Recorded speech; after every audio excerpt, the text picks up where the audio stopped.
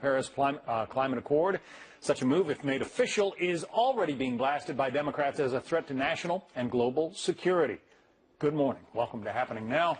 I'm John Scott. And I'm Heather Childers in for Jenna Lee. Nice to be with you again. Great to have you here, Heather. Well, of course, this news comes as some new information is released in this ever-expanding Russia investigation, now involving some key members of the president's inner circle, including his own attorney.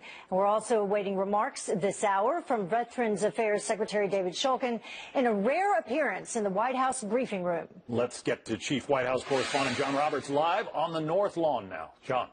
John, good morning to you. The president obviously has been watching the coverage this morning on the Paris Climate Agreement and reports that the president is expected to withdraw the United States from it. The president tweeting about an hour ago, quote, "I will be announcing my decision on the Paris Accord over the next few days. Make America great again." A senior administration official told me earlier this morning that the president has not yet made a final decision on what to do, but two sources tell Fox News that the president is expected to announce that the U.S. will withdraw from the Paris Accord. There's another possibility, too, that it's kind of, a Solomon-like decision here where you split the baby, that the United States could withdraw from the Global Climate Fund, but still stay within the framework of the agreement. The president spent a lot of time, you're seeing the pictures here, talking to European leaders and our allies in Japan during the G7 conference about climate change and the Paris Accord. Gary Cohn, who is the president's chief economic advisor, said that his position on it was evolving, but we don't know if it's evolved to the point where he actually wants to stay in or if he'll get out, because there's a lot of pressure from factions here at the White House for him to remove the United States altogether from the Paris Accord. Here's what the press secretary, Sean Spicer, said about it yesterday at the briefing. This is the subject that the president is spending a great deal of time on, and one that he spoke to the G7 members about during their meetings. Ultimately, he wants a fair deal for the American people. Meantime, there are some new developments today on the Russia investigation. The House and Senate Intelligence Committees have requested documents and testimony from the president's longtime personal attorney, Michael Cohen. Cohen is declining for the moment to provide what the committees are asking for. Cohen telling Fox News, quote, "The request was poorly phrased, overly broad, and not capable of being answered." Cohen also said, quote, "I find it irresponsible and improper that the request sent to me was leaked by those working on the committee," and finished up by telling Fox News, quote, "If subpoenaed, I will gladly comply as I have absolutely nothing to hide." And the president is taking to Twitter to support one-time advisor to the Trump campaign, Carter Page. Page had asked to testify before the House Intelligence Committee about alleged falsehoods about him that were spread by James Comey, John Brennan, and others. Democrats on the committee asked that Page's appearance, which was tentatively scheduled for June the 7th, be postponed indefinitely. The president saying, quote, in a tweet, "So now it's reported that Democrats who have excoriated Carter Page about Russia don't want him to testify. He blows away their case against him and now wants to clear his name by showing the false or misleading testimony by James Comey, John Brennan, hashtag witch hunt." Carter Page had asked to testify. The Intelligence Committee had not reached out to him. He was named in that unverified Russian dossier as being the point of contact between the Trump campaign and Russian officials. He disputes that, even though he has been to Russia a couple of times. So, John, we'll see where all of this goes. A lot of moving parts. We hope to make sense of it all before the end of the day. You're going to have a busy day there at the White House, Mr. Roberts. It looks like it. Chief White House Correspondent John Roberts, thank you. Thanks. So climate change, just one subject mentioned in an early morning tweet storm from the president, who blasted Democrats over the Russia investigation, calling it a witch hunt. He also commented on a controversial video from comedian Kathy Griffin and made another pitch for a health care vote. Dick Sherman is senior writer for Politico and co-author of Politico's Playbook. We were just talking. Two sources are telling John Roberts that the president is expected to pull the U.S. out of the Paris climate agreement. That would fit with the campaign promises made by now President Trump, would it not? It would, but I don't think we've seen the end of the story. I think there's a possibility, my reporting and my sources tell me, there's a possibility that he might do something, like John said, stop a little bit short of fully withdrawing from the climate deal and try to seek a better deal. It would be very Trumpian, I guess we could say, to try to stop short of pulling out and instead getting a better deal, or what he considers a better deal for the country. He has gotten some flack from even Republicans on Capitol Hill who have said, you know, this is a step too far. So we'll see how this progresses. Donald Trump on Twitter this morning, as all these reports were coming out, said, I'm going to announce my decision in the next couple days. So I think this story has not yet seen its full horizon. But he has gotten some support from a former Republican Speaker of the House. Listen to what Newt Gingrich said this morning on Fox and Friends. He has the power to pull out. It'll be a real signal to the world that, in fact, we have changed. We are putting American interests first. If there are things we can negotiate, but we don't need to be involved in gigantic multinational projects in which more money is spent by diplomats traveling. More money spent by diplomats traveling. Is that a perceived problem of the Paris Climate Accords, that it's all, you know, a bunch of, I don't know, pointed heads talking in a room and spending money? I mean, listen, the United States is obviously involved in diplomacy across the globe. So the fact that diplomats are traveling is not surprising, or frankly would not be alarming to many people in politics or many people around the country. What I will say is that a lot of people, Republicans, are privately telling us that the United States would be the only country besides Syria and Nicaragua to pull out of this accord, which would, of course, put the United States kind of on a different playing field, out on its own, with Nicaragua, who actually thinks the deal didn't go far enough. So, yes, this would signal a new start, or a new, definitely a new tact for the for American leadership under Donald Trump. You led off your Politico playbook this morning with the tweet from the president. The tweet heard round the world at 12:06 a.m. The president wrote this: despite the constant negative press covfefe, and then it stopped. That tweet went out, and then about 6 hours later, at a little after 6 this morning, the president writes, who can figure out the true meaning of covfefe and joy? And people are enjoying it. You got to give him magic. I am enjoying it too, so I will cop to that. But listen, I think if we could take one interesting thing away from this this kind of errant tweet, is that the reports are true. What we've all been reporting for the last couple months is that Donald Trump is in the residence late at night with his cell phone, firing off tweets, calling friends, calling advisors, calling other politicians, other lawmakers, which is kind of a new style of leadership for the country.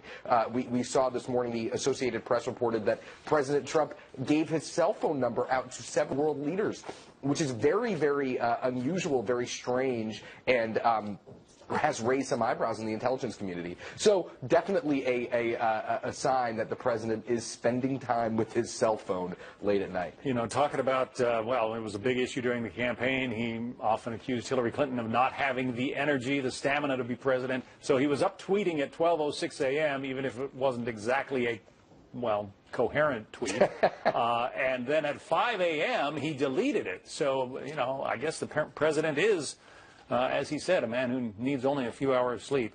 At any rate, he got 126,000 retweets and 160,000 likes for Covfefe. I like that, and I was asleep at that time, so yeah. I didn't see it in real time, but I did see it when I woke up. I was too. Jake Sherman, Politico Playbook. We'll hope he gives you another interesting tweet to play with next time around. We hope so too. Thanks, Jake. Switching gears to a Fox News alert for you. A massive explosion rocking the diplomatic area in Kabul, Afghanistan, killing at least 80 people and wounding more than 300 others in an apparent car bomb. The horrific attack having an international impact, damaging several embassy buildings. Connor Powell's live for us in Jerusalem with those details. Connor? Yeah, Heather, just in the last few minutes or so, Afghan officials now saying the death toll is up to 90 people and more than 400 injured in this blast. And they're warning these numbers could still increase even further over the course of the next day or so. This was a massive bomb just outside the main diplomatic area in downtown Kabul. This is an area that anyone who spent any time in Kabul has seen or gone through pretty regularly. The crater from the size of this blast was 13 feet deep in a concrete road area. I mean, this was a big area where a lot of trucks go through. This was a main road. and the crater was still 13 feet deep. The blast was felt and did damage more than a mile away across all of Kabul. There were injuries and significant damage, not only to the German embassy and the Turkish embassy in that area, but also to a local television station that was right there. Now, neither ISIS nor the Taliban have claimed credit or responsibility for this attack. The Taliban actually have even condemned it, saying that there was civilians in the area, but ISAF and international officials are looking at both of those groups because they've carried out this type of attack previously in Kabul and really across the country. But the real concern is, how did this vehicle, this large tanker truck full of explosives, get into the middle of the diplomatic area? There was a checkpoint there, but this vehicle had to get through multiple checkpoints to get there. And it really does suggest, once again, that the Afghan security forces are not up to the task of protecting not only the diplomatic area, but the larger city of Kabul and really across the country. This is what the White House is struggling with right now. There are talks about sending more U.S. troops. The Pentagon is pushing to send roughly 5,000 or so more U.S. troops into Afghanistan. The White House is weighing this offer, this contemplation about expanding the U.S. presence in Afghanistan once again, but there are obviously real reservations. What will these U.S. troops do if they're there? And what type of impact would they have on the battlefield against the Taliban in the first place? And would we see a significant increase in U.S. casualties there if the U.S. and the Pentagon do send additional troops there? That's the real concern. Today's attack only makes that distinction and that decision much more difficult about whether or not the U.S. should intervene even further into Afghanistan, Heather. Connor Powell live for us. Thank you, Connor. Russia flexes its muscles in Syria, launching cruise missiles against ISIS. We'll tell you exactly what they were targeting. Meanwhile, the U.S. with a launch of its own. There's the Pentagon testing a new way to try to protect our homeland from a nuclear missile. Officials say the test is a success, but just how safe should we feel if there were a real threat raining down from the sky? Alert, and one day after North Korea conducts the latest in its series of missile tests this year, the Pentagon launches a test of its own. And take a look at this brand new video just released from the Pentagon showing the rocket shooting down a mock ICBM, similar to the kind being developed by North Korea. That was the flash you just saw on screen way up in the sky. Pentagon officials saying it was like hitting a bullet with a bullet and calling the test an incredible accomplishment. Chief Correspondent Jonathan Hunt live at Vandenberg Air Force Base in California, where yesterday's test was launched. Jonathan. John, you saw that launch of the Interceptor missile first on Fox yesterday afternoon during Shepard Show. Now we've just got from the Department of the Defense all angles of yesterday's successful test. First, take a look at the launch of the ICBM from the Marshall Islands, that intercontinental ballistic missile designed to simulate what North Korea is believed to be working on. That was launched, as I say, from the Marshall Islands in the Pacific Ocean.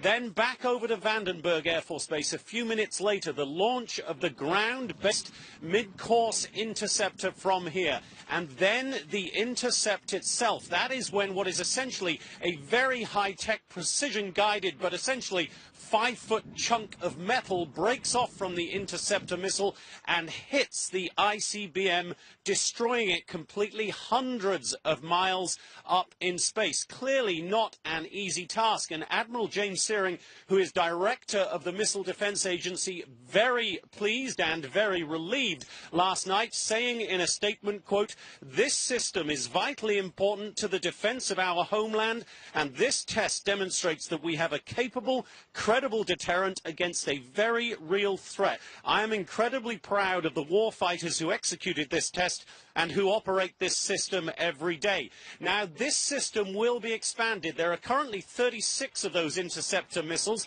4 of them where I am right now at Vandenberg Air Force Base, 32 of them up at Fort Greely in Alaska, where our cameras got an exclusive look at the 70-foot deep silos in which those missiles are stored. We also met the crews who are on station every minute of every day and simulate these kind of exercises every single day to make sure they are prepared if a real nuclear attack ever comes, John. The cost, by the way, we are just getting information from our own Jennifer Griffin at the Pentagon. The cost of yesterday's test, $244 million. The cost of failure, of course, could have been a whole lot higher. John? Exponentially higher. That's very, very true. Jonathan Hunt. Jonathan, thank you. Well, for more on this, I'm joined by Stephen Bucci. He is a former Deputy Assistant Secretary of Defense for Homeland Defense. Thank you so much for joining us. Thanks for having me. So we were just all watching Jonathan Hunt's report there. We have a statement from the director of the Missile Defense Agency. He says that this was an incredible accomplishment and a critical milestone for this program. Do you agree? Oh, absolutely. This system is critical for our national security. And the part that they tested yesterday, the ground-based mid-course defense piece, is the hardest part to do. It is the true rocket science, and it worked. So kudos all around to the folks who did it. Mm-hmm. It's a big step forward. Now, there are others that point out, though, it hasn't worked all the time. In fact, since, 2002, we spent $40 billion invested in this program since 2002, and of the last 5 attempts, from what I understand, only 2 have been successful, and that is, a 40% success rate? Is that acceptable? Well, it's acceptable because it's the best we can do right now. I mean, this is the equivalent of wearing body armor when you go to combat. It doesn't protect you from everything, but it sure protects the vital pieces. We have deployed the stuff that we have as good as it is, and we're learning every time we use it. So we've got as much protection as we can get today, and every day we get a little bit more as we continue to develop it. And I was going to ask, what do we need to do to move that 40% success rate to 100%? Just keep testing? We have to keep testing. We have multiple pieces to this system. It involves the THAAD, the Aegis Ashore, Aegis Afloat, and the ground-based mid-course defense system. We've got to continue to synchronize all of them and understand that it isn't fully developed yet. We're getting there a little bit at a time. It needs to be in the budget for 2018 and beyond. And if we do that, we can get that level of protection. Well, and just quickly, do you think that this test was an obvious response to North Korea, directly in response to their launch? And do you think that possibly North Korea could take it as a challenge? They could take it as a challenge, but I don't see that we have any choice. They are aggressively seeking this kind of technology and threatening us with it. We have to continue with our very obvious test. Hopefully some of it's messaging, but some of it is just to show them we have this capability and we will use it to protect ourselves. All right. Thank you so much, Steve Bucci. We appreciate your insight. Thank you for having me. A new allegation by the Federal Aviation Administration could end up costing one major U.S. carrier hundreds of thousands of dollars. Ahead, how the FAA claims the airline endangered the lives of dozens of passengers. Plus, the health care overhaul and changing the tax code, 2 of President Trump's key campaign promises. But where does his agenda stand as the administration deals with the Russia controversies? Part of the reason that he is frustrated with the Senate rules is because when there is a majority of support on key issues or key people, as the case was in the confirmation progress, he thinks it's standing in the way of progress that the American people have asked for. Information concerning safety and a global airline. United Airlines could be facing a major fine of almost $500,000 after the Federal Aviation Administration claims the airline failed to inspect a fuel pump pressure switch after replacing it in 2014. The FAA says United flew the Boeing 787 with that switch 23 times before performing the required inspection. A United spokesman says the airline is working closely with the FAA in its review. Well, with the ongoing investigations into the Trump campaign and its possible ties to Russia, new concerns are swirling on Capitol Hill over the future of President Trump's legislative agenda. A chief congressional correspondent, Mike Emanuel, live for us in Washington with those details. Hello. Heather, good morning. Senate Republican staffers are working on a health care bill over this Memorial Day recess. I'm told there is not a deal, but they're putting ideas into legislative language for senators to work on when they return. Iowa's Republican Senators Chuck Grassley and Joni Ernst lowered expectations on fully repealing and replacing Obamacare. They note you need 60 votes in the Senate to fully scrap it, and Republicans only have 52 senators. But Utah Senator Mike Lee says they can still get plenty done. On tax reform and on the repeal of Obamacare, we can accomplish both of these things with our existing rules with 51 votes. We use a procedure called budget reconciliation. On both of those, we can get past the 60-vote cloture standard on the filibuster. And so in this instance, there's no need for us to change the Senate rules. The rules already allow for us to do what we need to do with 51. President Trump tweeted about health care this morning, quote, "Hopefully Republican senators, good people all, can quickly get together and pass a new repeal and replace health care bill. Ad saved money." White House Press Secretary Sean Spicer was asked yesterday about potentially spending more to make sure what's next is great. There's a lot of savings that are coming out of the repeal and replace effort right now. I think we're at $119 billion that we saved through the president's efforts. And I think the health care has been something that the president's been very clear on throughout his time as a candidate, well through his presidency, to make sure that the American people get the care and the accessibility that they need. Key players in the Senate are trying to find the right formula to pass a Senate Republican health care plan. If they do, they could go to conference to work out differences with the House bill. Heather? Mike Emanuel live for us. Thank you. Russia claims it has launched cruise missiles against ISIS targets in Syria from its ships in the Mediterranean. What the Pentagon is saying about that ahead in a live report. Plus, Donald Trump blasting Democrats over the Russia investigation. And now a new video emerges showing the chairman of the House Intelligence Committee piling on. Our panel debates next. They have tried to destroy this Russian investigation. They've never been serious about it. And one of the great things now that I've stepped aside from this Russian investigation, I can actually say what I want to say.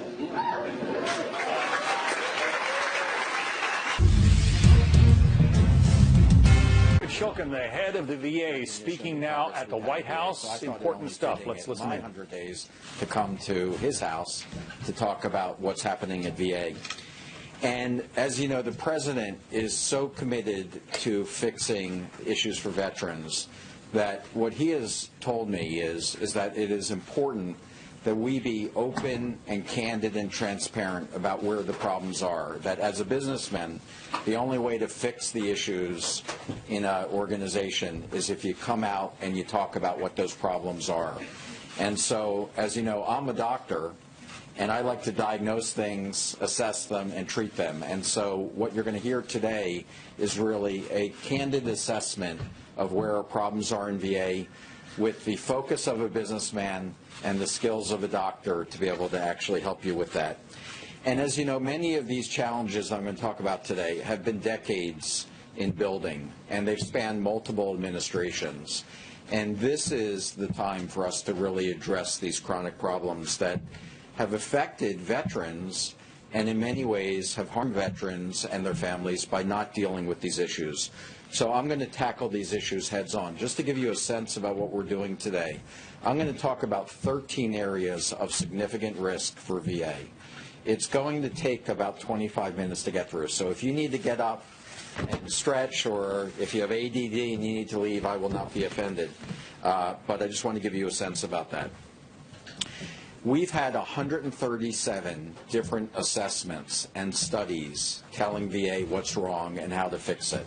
And what we've done in my first 100 days is to go through these studies, the Commission on Care, independent assessments, as well as our own internal assessments, to come up with these 13 areas of risk that I want to share. So let me start with them. The very first area is access. And of course, as you know, we started with our wait time issue in 2014, the real crisis that began recently at VA. So here's my assessment on access. We've done a significant job in improving access to care for clinically urgent veterans. So people with clinically urgent needs are now being addressed in a much more efficient way. We've developed same-day services in every one of our 168 medical centers for primary care and mental health. And in fact, today, obviously, it was a big part of the promises of then-candidate Trump on the campaign trail, fixing the VA. He chose Dr. David Shulkin, to serve as his VA secretary. Dr. Shulkin is going through some of the changes that have already been made in his agency to try and improve services and reduce wait times for our veterans. We'll have a compilation of those suggestions for you. As you probably heard him say, he's going to be going on for the next 25 minutes. We'll have a compilation of his suggestions and the accomplishments thus far in the second hour of Happening Now.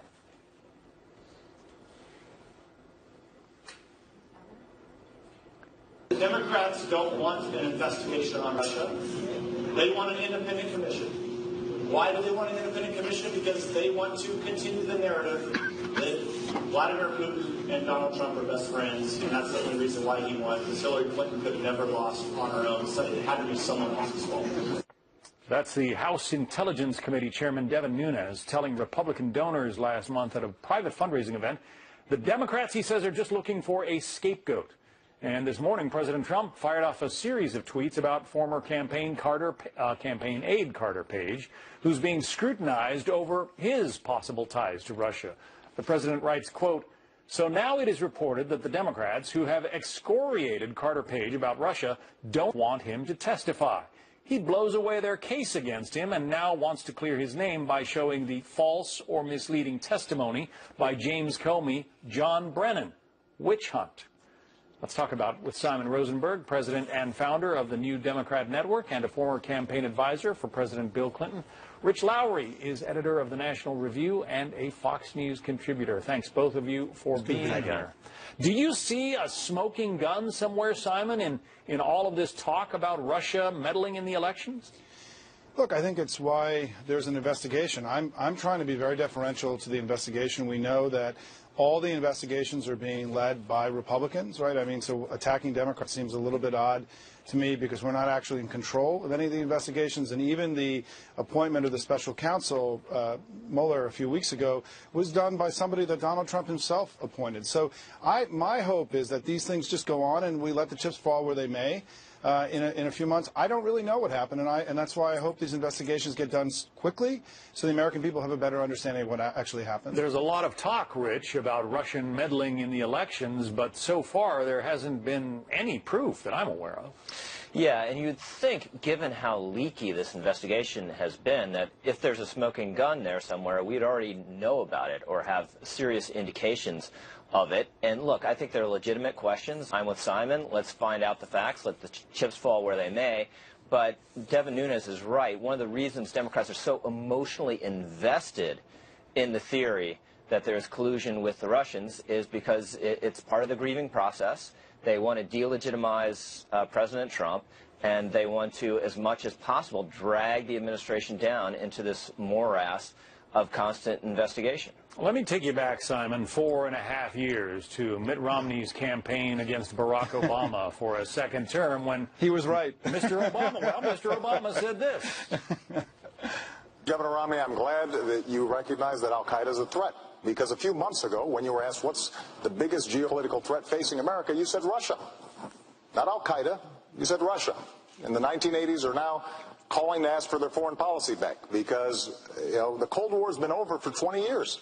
That was 2012, and now, Simon, all of a sudden Democrats are very concerned about Russia. What's happened in those intervening 5 years? John McCain actually said yesterday that Russia is a far greater threat to the United States than ISIS or any of the Islamic